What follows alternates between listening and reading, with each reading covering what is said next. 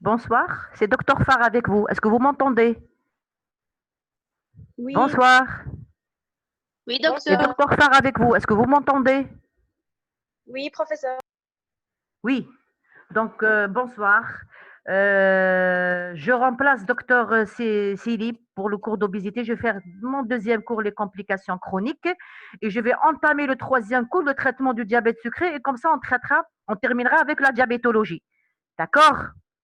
Donc, on va passer après les complications aiguës, on va passer aux complications chroniques.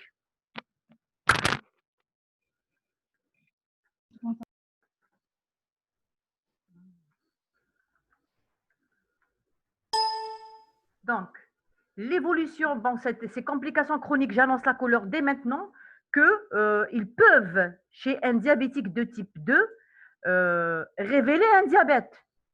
C'est le cas le plus fréquent en consultation chronique. Par exemple, un diabétique qui n'est pas connu, et là, il vient avec une gangrène, alors qu'il n'est pas connu comme un diabétique. Il consulte pour une baisse de l'acuité visuelle, et là, on trouve que le malade il a un diabète. Donc, sachez que dans le diabète de type 2, ça peut être un mode de révélation de diabète, les complications chroniques. Or, le diabétique de type 1, c'est tout à fait le contraire. Je n'ai pas le droit de demander un bilan des complications avant minimum 5 ans. C'est bon, c'est très important. Donc, un diabète de type 2, on commence dès la découverte de diabète, on fait le bilan des complications parce qu'on ne connaît jamais la date d'apparition d'un diabète de type 2. Or, dans le diabète de type 1, s'il vous dit que je suis diabétique depuis 2010, il est diabétique depuis 2010. Or, dans le diabète de type 2, on dit toujours, d'ailleurs, ça va figurer dans vos observations, vous allez écrire un diabète découvert il y a, par exemple, 2 ans, il y a 4 ans, parce qu'on ne connaît jamais la date d'apparition. Vous avez compris? Donc, ces complications, ils sont classées en 3 groupes. Nous avons la macroangiopathie, nous avons la microangiopathie et nous avons la neuropathie périphérique. Donc, la macroangiopathie, c'est quoi? Ce sont toutes les lésions en rapport avec une atteinte des crocs et de moyens artères. Le support anatomique est l'athérosclérose, qui est non spécifique, c'est-à-dire elle est généralement non spécifique, elle ne diffère pas des patients qui n'est pas diabétique. Elle va intéresser les 3 grands troncs artériels, qui sont les artères coronaires, les artères des membres inférieurs, à l'origine d'une artériopathie oblitérante des membres inférieurs, et les artères supra-aortiques, à l'origine des AVC qui sont surtout ischémiques chez les diabétiques. Deuxièmement, la microangiopathie. Contrairement à la macroangiopathie, c'est une lésion diffuse des artérioles et des capillaires. Elle touche tous les organes, mais les plus utilisés, c'est dans 2 organes qui sont la rétine. À l'origine de la rétinopathie diabétique, elle va engager le pronostic fonctionnel parce que le malade va perdre la vue. Et une complication, le rein, c'est la néphropathie diabétique. Là, le pronostic le pronostic vital est mis en jeu parce que le malade va évoluer inéluctablement vers l'insuffisance rénale chronique terminale et la dialyse. Troisièmement, la neuropathie. Donc, la neuropathie, elle est due à des lésions du système nerveux central, aussi bien somatique que végétatif. Nous allons détailler ces paragraphes, donc, complication par complication. Nous allons commencer par la néphropathie diabétique. C'est quoi par définition la néphropathie diabétique? Elle peut se définir comme l'ensemble des manifestations rénales qui sont spécifiques au diabète, quel que soit son type. C'est toutes les lésions qui sont en rapport, lésions rénales qui sont en rapport avec le diabète, que ce soit diabète de type 1 ou diabète de type 2. C'est l'une des complications qui est grave. Je vous ai dit qu'elle va engager le pronostic vital. Pourquoi? Pour 2 raisons. Parce qu'elle va évoluer inéluctablement vers l'insuffisance rénale chronique terminale. Deuxièmement, elle augmente le risque de survenue de maladies cardiovasculaires. C'est-à-dire, si vous avez un malade qui a une néphropathie, là, ce malade est un facteur, court un gros risque de facteur de risque. C'est-à-dire, la néphropathie diabétique multipliée par 10, le risque de maladie cardiovasculaire dans le diabète de type 1, et elle augmente le risque de maladie cardiovasculaire multiplié par 3 dans le diabète de type 2. Sa classification. Vous m'entendez? Vous m'entendez? Oui. Oui. Donc, je vous ai dit que c'est une complication qui est grave parce qu'elle va évoluer inéluctablement vers l'insuffisance rénale chronique terminale. Sachez qu'un malade qui a une néphropathie diabétique, s'il est diabétique de type 1, il a un risque de faire un problème cardiovasculaire multiplié par 10. S'il est diabétique de type 2, il risque de faire un problème cardiovasculaire diabète de type 2 multiplié par 3. Donc, la classification, nous avons 3, c'est-à-dire 5 stades. Le stade 1, 2, 3, sans infraclinique, glucodépendant et réversible. Question hypertombable. Le stade 1, 2, 3, il n'y a pas de manifestation clinique, ils sont infracliniques. Deuxièmement, ils sont glucodépendants, c'est-à-dire mieux le malade il est équilibré, lui le malade restera au stade 3. Et enfin, il est infraclinique, glucodépendant et réversible. Le stade 1, c'est le stade d'hypertrophie d'hyperfonction. Le stade 2, c'est une néphropathie silencieuse, c'est-à-dire on n'a que des lésions qui sont histologiques, c'est-à-dire sans traduction clinique. Lésions histologiques, nous avons un épaississement de la membrane basale, une expansion mésangiale. Le stade 3, c'est la néphropathie incipiente qui se traduit par une excrétion d'albumine à des taux qui sont anormaux, c'est-à-dire elle est supérieure à 30, mais inférieure à 300 mg par 24 heures, qui est non détectable par les bandelettes qu'on fait généralement au service, la chimie des urines. Si vous êtes au stade 3, votre chimie des urines va être négative. Mais si on va faire le dosage micro-enzymatique, c'est-à-dire si elle est supérieure à 300, elle va être détectée. À ce stade, le malade peut avoir une tension, comme il peut avoir une tension qui est tout à fait normale. Mais si on fait le dosage micro-enzymatique, on va trouver elle est positive supérieure à 30 mg par 24 heures. Donc, 1, 2, 3, si on fait la chimie des urines, elle sera négative. Si on va demander les protéines, elle sera négative. Mais si on fait un dosage enzymatique, la microalbuminurie, si le malade il a une microalbuminurie, c'est-à-dire au stade 3, elle va être supérieure à 30 mg par 24 heures, mais des fois, elle est négative. Par contre, le stade 4 et 5, ce sont des stades cliniques tensiodépendants, c'est-à-dire qu'ils ne dépendront plus de l'équilibre glycémique. Mais là, il va dépendre surtout de l'équilibre tensionnel et réversible. D'accord? Le stade 4, c'est quoi? C'est une néphropathie qui est clinique déjà. C'est-à-dire, à ce stade, vous allez trouver un malade qui est déjà hypertendu. Il a une protéinurie qui est supérieure à 300 mg par 24 heures, qui est détectable par les bandelettes urinaires normaux. C'est-à-dire, si on va faire la chimie des urines, on va trouver les protéines qui sont positives. C'est-à-dire, déjà, ils sont déjà détectables à l'œil nu. Stade 5, c'est bien sûr, c'est le stade terminal, c'est l'insuffisance rénale chronique terminale. Là, le malade, généralement, il est vu par les néphrologues, c'est-à-dire en néphrologie, stade de la dialyse. Bien sûr, là, on va traiter que tout ce qui est les complications qui en découlent, c'est-à-dire la calcémie, la dyslipidémie et l'anémie. Donc, je me répète, le stade 1, 2, la néphropathie, ce sont toutes les lésions rénales en rapport avec le diabète. Une complication qui est très grave parce qu'elle va évoluer vers l'insuffisance rénale chronique terminale. Et deuxièmement, elle augmente le risque de survenue de maladies cardiovasculaires.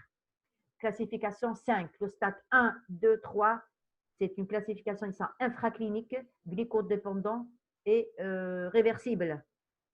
Stade 4 et 5, c'est des stades elle est clinique, c'est-à-dire déjà on a la chimie des urines, les protéines qui sont positives, elle est clinique, tensiodépendante, elle ne dépend pas de l'équilibre glycémique. C'est-à-dire, même si je vais m'acharner à équilibrer le diabète, bien sûr, il restera toujours au stade 4, elle n'est pas réversible. Là, on ne fait que stabiliser les complications qui sont là. Et enfin, elle est tensiodépendante, clinique et irréversible. Alors que le stade 1, 2, 3 dépendront de la glycémie glucodépendante, infraclinique et réversible. D'accord?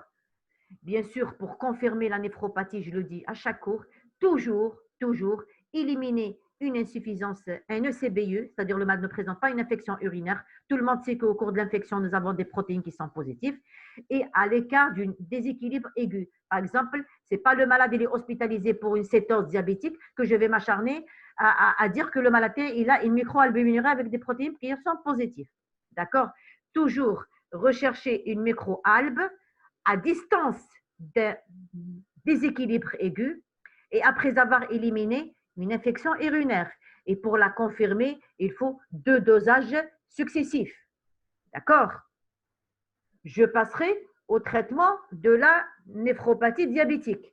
Bien sûr, en tant que diabétologue, mon objectif, c'est améliorer, c'est-à-dire équilibrer le diabète pour éviter toutes les complications. Donc, un bon contrôle glycémique, parce qu'on peut prévenir cette néphropathie diabétique, quel que soit le stade, par un bon contrôle glycémique, un régime qui est modérément hypoprotéique, c'est-à-dire inférieur ou égal à 1 g par kilo par jour, et au stade de la microalbuminurie, un équilibre parfait du diabète, un régime hypoprotéique de 0,8 à 1 g par kilo par jour. Il y a des médicaments, ça c'est les études qui l'ont constaté, il y a des médicaments qui ont fait leur preuve dans le diabète de type 1, ce sont les inhibiteurs de l'enzyme de conversion, et dans le diabète de type 2, ce sont surtout les antagonistes de l'angiotensine 2. Ça, c'est le stade de la microalbuminurie. Donc, un bon équilibre glycémique, un régime qui est modérément hypoprotéique. Sachez que même le malade ne présente pas une HTA, mais dès que la présence et la confirmation d'une microalbuminurie, c'est-à-dire déjà stade 3, là, on peut commencer le traitement par le traitement antihypertenseur. D'abord, au stade 4, c'est-à-dire stade de la protéinurie proprement dite, le traitement, il vise à essentiellement, bien sûr, retarder l'évolution de la néphropathie vers l'insuffisance rénale terminale. Et là, par toujours un régime qui est hypoprotéique de 0,8 à 0,6 à 0,8 g par kilo par jour. Le malade va arrêter c'est-à-dire tout ce qui est en rapport avec l'aggravation des facteurs de risque. Je vous ai dit que dès que la néphropathie, c'est un facteur de risque. Donc, il va arrêter le tabac, qui est un facteur de risque. Dépister et traiter toute infection urinaire pour ne pas altérer encore la fonction rénale. Et éviter les médicaments néphrotoxiques pour ne pas aggraver encore ou bien altérer la fonction rénale. Et dès l'installation du traitement, bien sûr, mon objectif, c'est une tension inférieure ou égale à 30 pour la systolique et 80 mm de mercure pour la diastolique.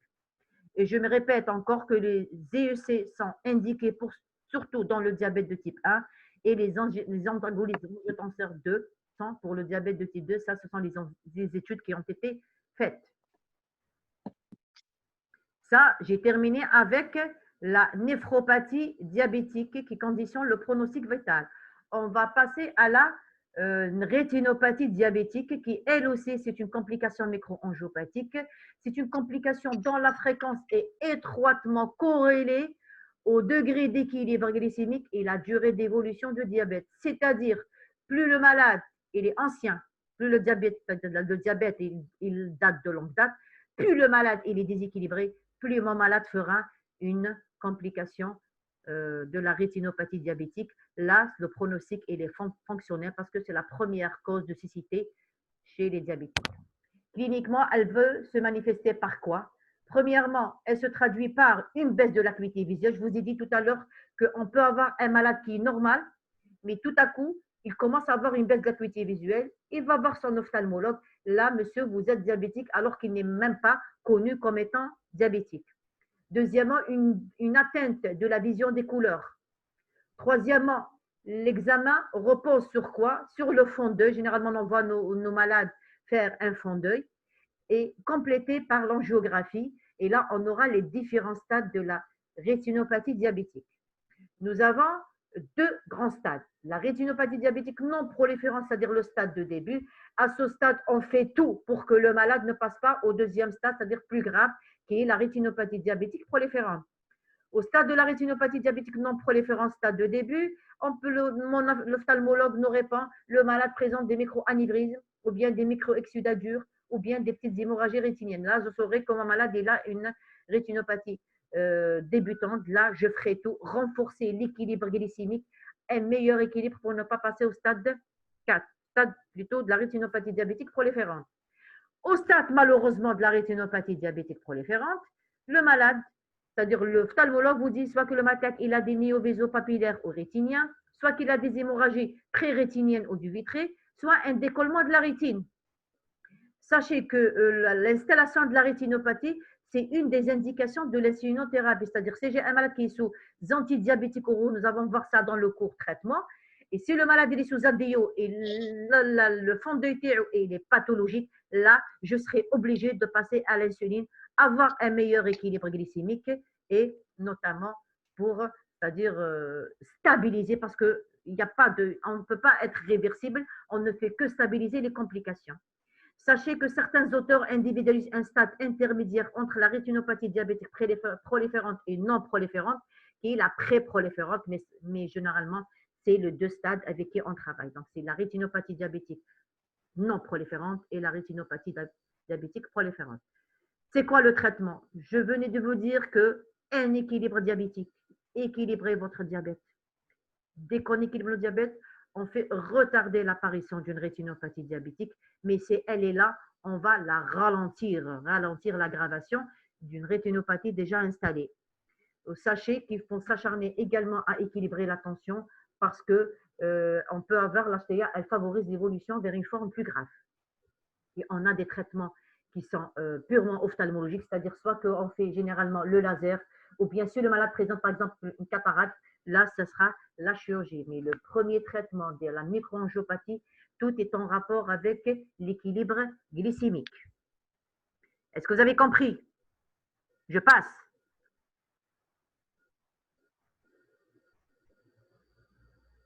Est-ce que l'angiographie oculaire? Bon, vous allez me demander, est-ce que l'angiographie oculaire est obligatoire au cours de la rétinopathie diabétique? Ça, généralement, c'est nos confrères ophtalmologues, c'est-à-dire nous, on n'intervient pas. J'envoie mon malade. Généralement, il dit, Hakima, il m'a demandé ça, mais ce n'est pas à moi de le demander. Là, ça revient aux nos confrères ophtalmologues. D'accord? Vous avez compris?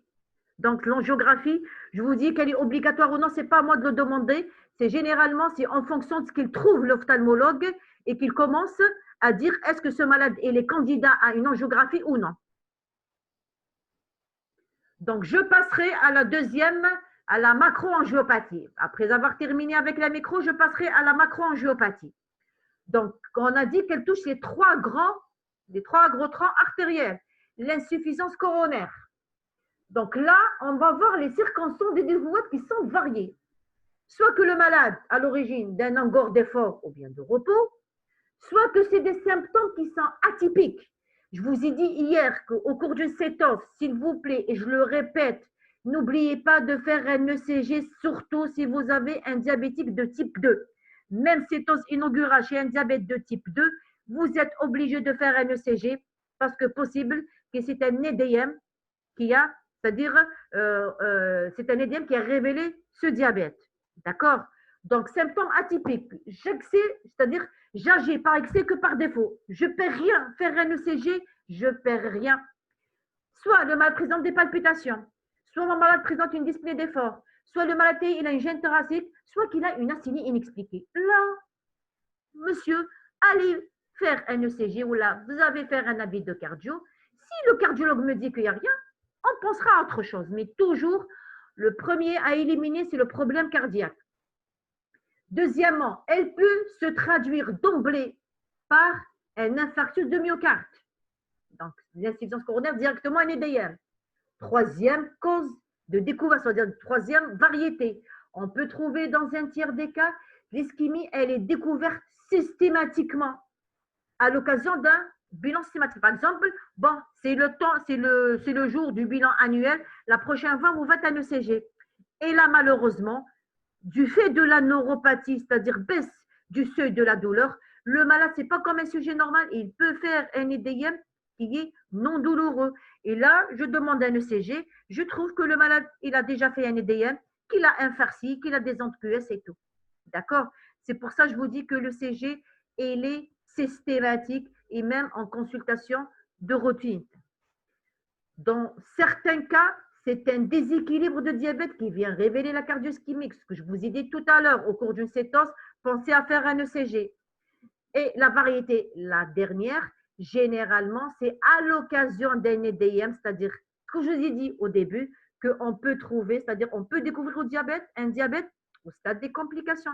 Mais le diabète, le malade n'est pas connu, mais il a déjà fait une EDM. Et quand nos confrères cardiologues, généralement, ils demandent une glycémie et un EDM, un HB glyqué, on trouve un HB glyqué. C'est quoi l'HB glyqué? C'est une moyenne des glycémies des 3 derniers mois. Parce qu'on peut trouver déjà que le malade, parce que pour dire un diabète, elle doit être supérieure à 6,5. Là, par exemple, je vais trouver une hémoglobine glyquée à 10%. C'est-à-dire, déjà, le malade, il est diabétique. Là, ce qui est sûr, qu'il y a 3 mois. Mais ça sous-entend que peut-être qu'il a 1 an, qu'il a 2 ans, qu'il a 3 ans. J'insiste, un diabète de type 2, on ne connaît jamais la date d'apparition. C'est pour ça qu'on dit diabétique de type 2 découvert.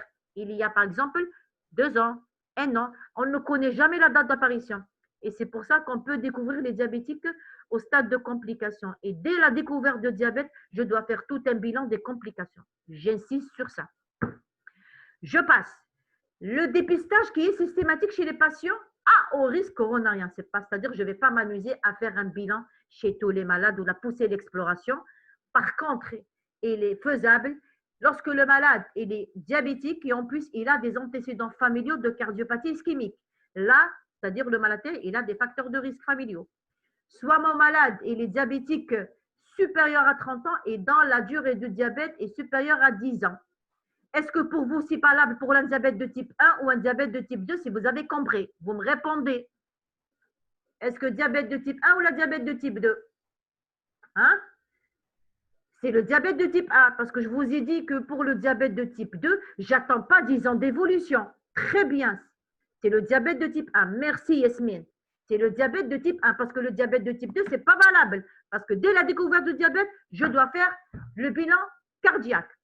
Troisièmement, présence de facteurs de risque, c'est-à-dire l'homme il est diabétique, mais en plus, il est hypertendu, il a une dyslipidémie, il a une obésité et il est tabagique. Là, je ne vais pas m'amuser pour faire un ECG de repos, mais je vais pousser mon exploration. Et enfin, diabétique protéinurique ou bien porteur d'une neuropathie autonome. Lorsque le malade présente une néphropathie, le risque dans le diabète de type 1 multiplié par 10 pour faire un problème cardiovasculaire est multiplié par 3. Donc, dès que j'ai une néphropathie, je dois pousser mon exploration. Si le malade est hypertendu, il a une dyslipidémie, il a une obésité, il est tabagique, soit il est supérieur à 10 ans, diabète valable pour le diabète de type 1, soit qu'il a des antécédents de cardiopathie ischémique. Je passe. Sur quoi repose le dépistage? C'est quand vous avez fait le module cardio, c'est la même chose. Les complications non invasives, c'est-à-dire je vais faire un ECG de base, je vais faire un Holter des 24 heures, un écho-doppler à la recherche des cavités dilatées ou pas, une zone hypokinétique qui peut me dire que ce malade il a un farcier, une épreuve d'effort et une scintigraphie myocardique. Bien sûr, l'épreuve d'effort, c'est le CG de repos et les pathologiques, ce n'est pas la peine de faire l'épreuve d'effort, ça va de soi. D'accord? Un seul examen qui est invasif, c'est la coronarographie. Bien sûr, elle n'est pratiquée que si le malade, il a, c'est-à-dire les explorations qui sont non invasives, sont douteuses. Là, je serai obligée de compléter par une coronarographie. Et pour les gens qui ont assisté hier, quel est le risque de la coronaropathie? Si ton malade, quel est le risque pour quelqu'un qui est sous metformine ou sous glucophage retard? Qu'est-ce que je dois faire ici? C'est un examen à base d'iode radioactif. Qu'est-ce que je vous ai dit hier? Qu'est-ce qu'on doit faire? On doit arrêter sur le malade et les sous glycophage. Je dois arrêter 48 à 72 heures, assurer une bonne hydratation et faire ma coronarographie parce que comme c'est un geste qui est invasif. pour ne pas faire entraîner une cétose, l'acidose lactique. Le traitement, c'est la même chose que le patient non diabétique, c'est la même chose. EDM chez un diabétique ou EDM chez non un diabétique, le traitement et les EDM, c'est les anti-agrégants, les statines, les anti-angineux, d'accord, c'est le même traitement. Donc, je passerai à la deuxième complication, c'est l'artériopathie des membres inférieurs. En diabétologie, j'insiste que l'observation, l'examen des pieds doit figurer, c'est-à-dire s'il n'y a pas d'examen des pieds, votre observation, c'est 0. Et l'examen des pieds, on va commencer. Bon, c'est vrai, là, c'est un peu particulier. Vous n'avez pas fait vos stages, malheureusement. Par exemple, dans le pied, vous allez commencer par l'architecture, si elle est normale ou anormale. On va voir la palpation d'époux qui est systématique et obligatoire chez un diabétique. N'attendez pas que le diabétique comme j'ai une douleur. Donc, les signes, les manifestations cliniques sont variées. Nous avons le stade 1, elle est asymptomatique. C'est pour ça, nous, à la consultation de diabétique, l'examen des pieds, elle est systématique et la palpation du pouls pédieux, surtout, prenez le deuxième orteil et vous montez par le deuxième orteil, vous arrivez à l'artère pédieuse. Donc, soit qu'il est diminué, soit qu'il est aboli ou bien il est normal. Mais pour le premier stade, il est asymptomatique, c'est-à-dire vous allez le trouver diminué ou aboli. C'est le stade 1. Le stade 2, vous allez trouver une claudication intermittente.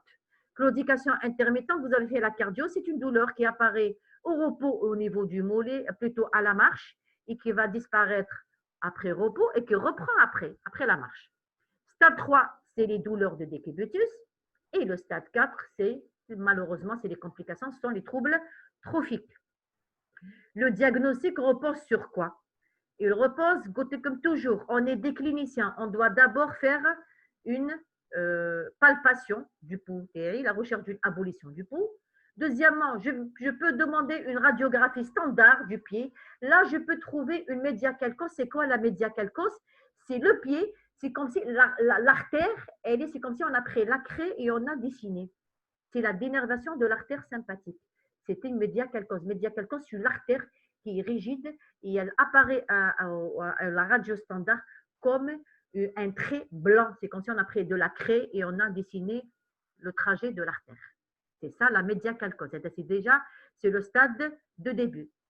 Troisièmement, l'écho-doppler des membres inférieurs. L'écho-doppler des membres inférieurs, généralement là, parce que c'est difficile, vous n'avez pas fait la cardio, le stage, parce que tous les diabétiques qui rentrent avec un problème de pied, l'écho-doppler est systématique avant l'admission pour voir est-ce que le malade présente une artérie, c'est-à-dire c'est une diminution de la lumière artérielle, c'est au stade de début, ou carrément, il a une sténose et qui doit être, c'est-à-dire elle va être appréciée à 20%, 30%, 40%. Là, c'est à l'écho-doppler des membres inférieurs. Et enfin, c'est l'artériographie, bien sûr, c'est un geste invasif, c'est comme la coronarographie. On ne s'amuse pas à faire l'artériographie chez tous les diabétiques. Dans les pays qui se respectent, l'artériographie n'est faite que pour un geste de revascularisation qui est jusqu'à ce jour en échec en Algérie. Et sachez que le traitement d'une ischémie menaçante est avant tout chirurgical, car le traitement médical est inefficace. C'est-à-dire, si vous allez recevoir un malade au stade de gangrène, on ne peut rien faire malheureusement, ce sera la chirurgie. Et comme on le dit toujours, on vit, c'est-à-dire la chirurgie comme un échec, mais pas comme une solution. D'accord? L'HTA, elle peut aggraver les lésions d'artériaux, c'est-à-dire des lésions de la macroangiopathie. Et enfin, l'atteinte des artères du cerveau. Là, c'est surtout, bien sûr, les AVC qui sont surtout de type ischémique chez les diabétiques. Donc, j'ai terminé avec la macroangiopathie. Nous avons la coronaropathie, qui est là, c'est-à-dire l'EDM. Deuxièmement, l'artériopathie des membres inférieurs, qui est une cause d'hospitalisation fréquente en diabétologie. Et enfin, les AVC qui sont de type ischémique surtout. Et l'HTA, c'est un facteur d'aggravation. D'accord? C'est un facteur de risque supplémentaire. On va passer à la neuropathie. La neuropathie diabétique. On distingue la neuropathie périphérique et la neuropathie autonome. Donc, la neuropathie périphérique, ce que vous allez trouver normalement, c'est l'interrogatoire. c'est tous les malades, c'est endomos, c'est des malades qui réclament des fourmillements, des décharges électriques. D'accord? C'est des fourmillements, c'est des douleurs au membres, c'est des paresthésies généralement aux membres inférieurs, c'est-à-dire en chaussettes, qui sont bilatérales et symétriques. Donc, la polynévrite, ce que vous allez trouver dans l'interrogatoire, comme cette période, elle est un peu particulière. Donc, c'est quoi les polynévrites qui sont les plus fréquentes en diabétologie? Tous nos malades présentent généralement la polynévrite ou bien la neuropathie périphérique. Elle se manifeste par des douleurs des membres inférieurs à exacerbation nocturne, à type soit de paresthésie, soit de fourmillement, soit des décharges électriques, avec abolition des réflexes achilliens et orotuliens. Je vous ai dit qu'elle est de topographie bilatérale et symétrique. Elle est d'installation progressive à prédominance sensitive et le plus souvent distale et symétrique. Là, c'est la clinique en deux mots. Des décharges électriques, des fourmillements, des paresthésies aux deux membres inférieurs en chaussettes, les pieds. D'accord? Vraiment, même pas la jambe. Deuxièmement, la mono et la multinévrite, elle est plus rare en pratique courante. Elle est d'installation brutale, souvent proximale, à prédominance motrice, c'est-à-dire tout à fait le contraire de la neuropathie périphérique, rarement en pratique on la trouve, et elle est toujours asymétrique, c'est-à-dire il y a un seul membre généralement, et elle est souvent réversible. Le traitement de la neuropathie périphérique, c'est des lésions microangiopathiques. Avant tout, le traitement, premièrement, il peut arriver au membre supérieur. Oui, elle peut arriver au membre supérieur, mais c'est-à-dire le début, c'est toujours au membre inférieur. D'accord? Oui, ça existe au membre supérieur, mais on pratique beaucoup plus au membre inférieur. Mais au membre supérieur, mais attention, on a actuellement le problème de déficit en vitamine D qui peut nous donner, ou même l'hypomagnésémie qui peut nous donner ces douleurs, ces paresthésies, ces fourmillements au membre supérieur. D'accord? Donc, après avoir éliminé un déficit en vitamine D, une hypomagnésémie, mais ce n'est pas faux, ça peut, mais elle est plus fréquente aux membres inférieurs. D'accord, Yasmine? Donc, le premier traitement, c'est bien sûr, le premier traitement, c'est équilibrer mon diabète et également la neuropathie parce qu'au stade ultime, le malade ne peut même pas supporter les draps sur les pieds. Le premier traitement, c'est normaliser le diabète pour diminuer le seuil de la douleur. Donc, un bon équilibre glycémique afin de diminuer le seuil de la douleur. On commence toujours par les antalgiques habituels, les antalgiques qu'on connaît, Doliprane, Doliprane, et on peut donner même des antidépresseurs Laroxyl. Et ce que vous avez entendu parler de l'Lyrica, c'est une des indications de la gabapentine, c'est-à-dire le Lyrica. Mais vraiment, stade ultime. Et maintenant, on a plusieurs problèmes avec la CNAS. On le donne vraiment le tout dernier. D'accord? Mais sachez que le premier traitement, équilibrez votre malade. C'est-à-dire, si le malade, il est déséquilibre de 3 grammes, même si je vais tourner tous ces médicaments, ça ne marche pas. On leur dit d'abord, il faut équilibrer votre diabète. Deuxièmement, après la neuropathie périphérique qui se siège surtout aux membres inférieurs, mais ce n'est pas faux, elle existe également, mais elle est rare aux membres supérieurs, on va passer à la neuropathie végétative. Là, on a plusieurs organes. Je prends le cardiovasculaire. Nous avons, c'est-à-dire la neuropathie cardiovasculaire, nous avons une atteinte sympathique et une atteinte parasympathique. L'atteinte sympathique, c'est quoi? C'est l'hypotension orthostatique qui doit normalement figurer dans vos observations. Donc, c'est pour l'hypotension orthostatique, comme vous l'avez fait en 4e année, c'est-à-dire module de cardio, c'est la même chose. C'est une baisse ou bien chute de la tension systolique supérieure à 30 mm de mercure pour la systolique, ou bien supérieure ou égale à 20 mm de mercure pour la diastolique. Bien sûr, lorsque le malade passe d'une position couchée à la position debout, on le dit toujours après 1 à 2 minutes d'orthostatisme. Bien sûr, elle peut se manifester par des étourdissements, des lipotymies, des syncopes, des unies visuelles. Le traitement. Premièrement, les bases de contention peuvent donner de la DHE, mais en pratique, certains médicaments peuvent aggraver l'hypotension orthostatique, c'est-à-dire surtout pas donner les antihypertenseurs centraux qui peuvent aggraver une hypotension orthostatique. Une minute, s'il vous plaît, je peux répondre à un test. S'il vous plaît, une minute et je reprends. Allô? Allô? عليكم السلام يا أخي. هاتي معي يا أخويا اللي خلي في الجامعة إذا تاكل صحة خوي أنا قاعد قوي يا أخوي ها مش مشكلة ها ما حكيت حتى مشكلة. شكون أنت الصحيح؟ محمد شو اسمه بشير مش قاعد تشرب أخويا قولي مش قاعد تشرب كعبة واحدة كعبة واحدة تشرب ربعة أخويا ماشي كعبة بس كتكم خيري ربعة ما طلع بس طلع بزاف 8 الفوق دوبلي لا دور طلع بزاف ربع صاحب على شوي صح بلا ما لا مزيان ميرسي صح بلا ما صح. Pardon, je reprends. Vous m'entendez? Vous Oui, m'entendez? docteur.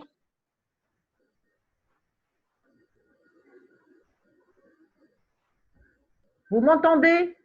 Oui. Donc, je vous ai dit que pour l'hypotension orthostatique, évitez surtout les médicaments qui peuvent aggraver une hypotension orthostatique. C'est-à-dire, par exemple, les bêta, les antihypertenseurs centraux. Pourquoi les bas de contention? C'est-à-dire pour améliorer le retour veineux. D'accord? C'est-à-dire au cours de l'hypotension orthostatique, généralement l'hypotension orthostatique, c'est un défaut de réponse des hormones vasopressines lors de passage en position debout. C'est ça pour améliorer le retour veineux et éviter cette hypotension. Deuxièmement, urinaire. Urinaire, vous avez un seul, c'est-à-dire symptôme que vous allez rechercher. C'est quoi ce symptôme? Généralement, c'est des malades qui ont une vidange gastrique, plutôt une vidange vésicale incomplète. C'est des malades. Quand ils vont uriner, ils vous disent Hakima, j'ai toujours l'envie d'uriner. J'ai toujours l'envie d'avoir une vessie qui est toujours incomplète. Donc, sensation de miction incomplète, c'est un signe très important, c'est-à-dire que le malade, il a une vessie neurogène. Et sachez que le stade